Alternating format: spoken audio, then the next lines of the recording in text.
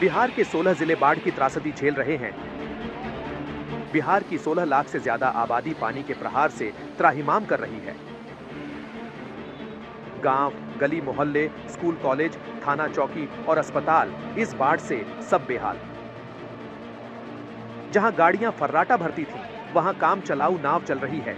जिन स्कूलों में बच्चे पढ़ते थे, वहां अपार जलराशि का डेरा है। जिन खेतों में फसलें लहला रही थीं, वहां अब पानी का अंतहीन मैदान है। लोगों से निवेदन है कि कृपया करके हमारी काम में मदद करें। सहरसा का ये जलई थाना आपकी सेवा में सदैव तत्पर है, लेकिन जल समाधि के बाद इस थाने की नागरिक सेवाएं भी विस्थापित हो गई हैं। थाने के अंदर से जरूरी सामान लेकर पुलिस वाले निकल रहे हैं। दरभंगा के बाढ़ प्रभावित इलाकों का दौरा करने के लिए जब प्रशासनिक टीम हेलीकॉप्टर से निकली तो नजारा कुछ ऐसा था। पेड़ पौधों के अलावा सब कुछ डूब चुका है। आसमान से देखने पर ये पौधे किसी छोटे द्वीप से लगते हैं। बिहार में आई बाढ़ की वजह नेपाल से आया पानी है। नेपाल की कई छोटी छोटी पहाड़ी नदियां जैसे जैसे नीचे उतरती हैं, एक मजबूत धारा बनकर बिहार के मैदानी इलाकों में तांडव कर देती है। नेपाल के नवलपुर में 3 नदियों का संगम है। यहीं पर तमसा और सोनहा नदी नारायणी नदी से मिलती है। त्रिवेणी की यही धारा बिहार के वाल्मीकि बैराज पहुंचकर गंडक बनती है। गंडक पश्चिमी चंपारण से बिहार में प्रवेश कर जाती है। पूर्वी चंपारण, गोपालगंज, मुजफ्फरपुर, छपरा और वैशाली में हाहाकार मचाते हुए सोनपुर में गंगा में विलीन हो गया है। वाल्मीकि बैराज पर भी जलस्तर कम हुआ है। लिहाजा अब उम्मीद की जानी चाहिए कि बिहार में गंडक और उसकी सहयोगी नदियों ने जो तबाही मचाई है, उससे राहत मिलने वाली है। शशि भूषण सिंह, नवलपुर, नेपाल, आज तक।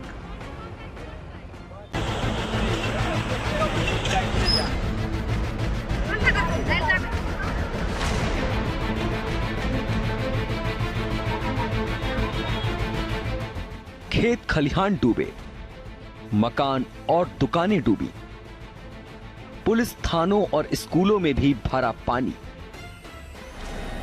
जहां देखो, जिधर देखो, सिर्फ और सिर्फ बाढ़ के पानी का ही कब्जा है। ये हालात बिहार के 16 जिलों में हैं, जहां बाढ़ के संकट से जूझ रहे लोग मदद मांगते नजर आ रहे हैं। मुश्किल की इस घड़ी में एनडीआरएफ और एसडीआरएफ की 15-15 टीमों को लोगों की मदद के लिए तैनात किया गया है, जो लगातार बाढ़ प्रभावित इलाकों में घूम घूम कर नावों के जरिए लोगों के रेस्क्यू में लगी हुई है। ऐसी ही एक तस्वीर शिवहर से सामने आई, जहां बागमती के तेज बहाव में तटबंध टूटने से हाहाकार मच गया। खबर मिलते ही एनडीआरएफ टीम बिना वक्त गंवाए लोगों की मदद के लिए पहुंच। जो स्पेशल बोट लगाई जाती है वो भी यहाँ रखी गई है, ताकि आसपास के जो घर जिनमें पानी घुस चुका है वहाँ पर रेस्क्यू और रिलीफ के ऑपरेशंस कराए जा सके। और साफ तौर पर आपको ये भी दिखाते हैं कि किस तरह से यहाँ पर जो पुलिस व्यवस्था है वो बनाई गई है, ताकि लोगों को जो कटाव वाला इलाका है वहाँ तक जाने से रोका जा सके। गंडक, कोसी, बागमती, महानंदा समेत दूसरी नदियां इस वक्त बिहार में उफान पर हैं, जिसके चलते जगह जगह तटबंध टूट गए हैं, जिनकी मरम्मत का काम भी तेज कर दिया गया है।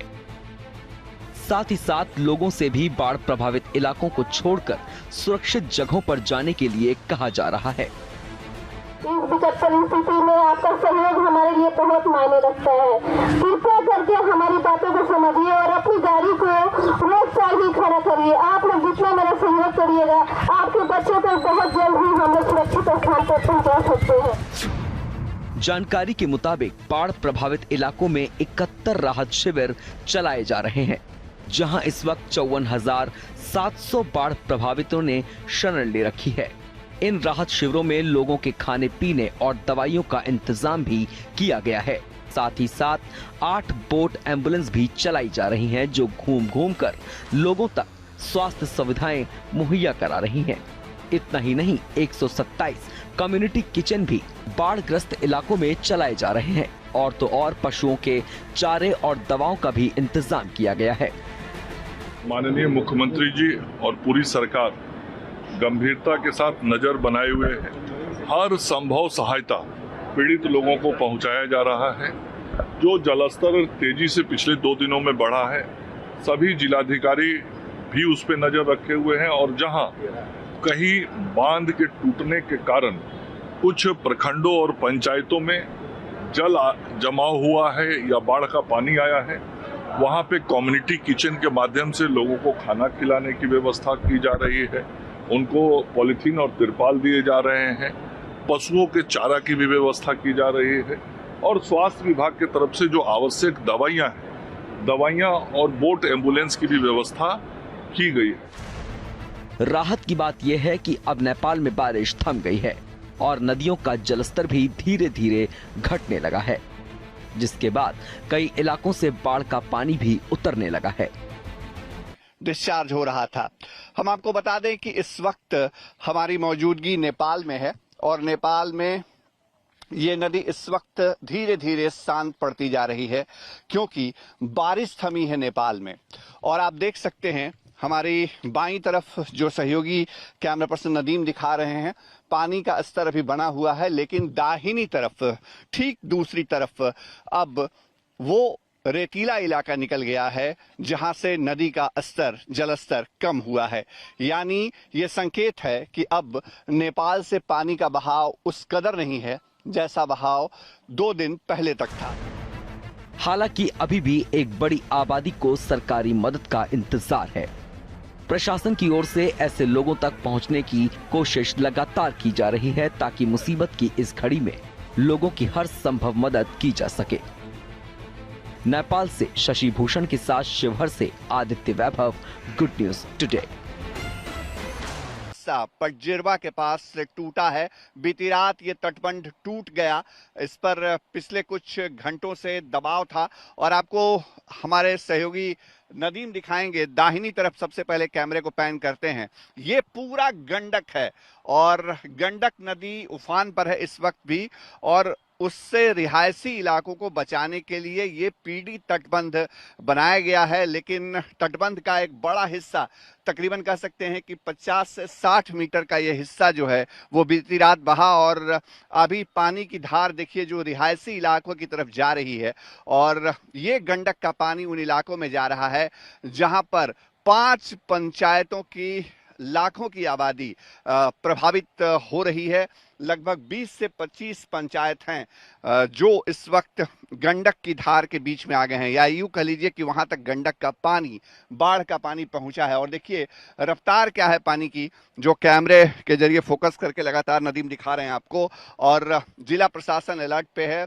जो दूसरी तरफ हमारे मौजूदगी है जहां तटबंध टूटा है उसके ठीक सामने हम आपको दिखाते हैं अपने ठीक पीछे। ये देखिए वहां पुलिस की मौजूदगी है। जहां इस वक्त हम मौजूद हैं वहां भी पुलिस प्रशासन की मौजूदगी है। थोड़ी देर पहले जो पश्चिम चंपारण के डीएम हैं उन्होंने इस जगह का जायजा लिया है। जल संसाधन विभाग के अधिकारियों के आने का अभी इंतजार हो रहा है क्योंकि यहाँ कोई भी अभी तक जो तटबंध को सुरक्षित करने के लिए काम की शुरुआत होनी चाहिए थी या इसको रोकने के लिए जो जरूरी कदम है वो नहीं उठाया गया है। और थोड़ा और आगे की तरफ चलते हैं। हालांकि आगे जाना बेहद खतरनाक है क्योंकि हमारे सामने रह रह करके तटबंध का जो हिस्सा टूटा है वहां से धंसान हो रही है मिट्टी की, तो आगे जाने की मनाही है। लेकिन हम आपको दिखा रहे हैं जहां तक कैमरे की नजर जाती है वहां तक मकान और रिहायशी इलाका नजर आता है और साथ ही साथ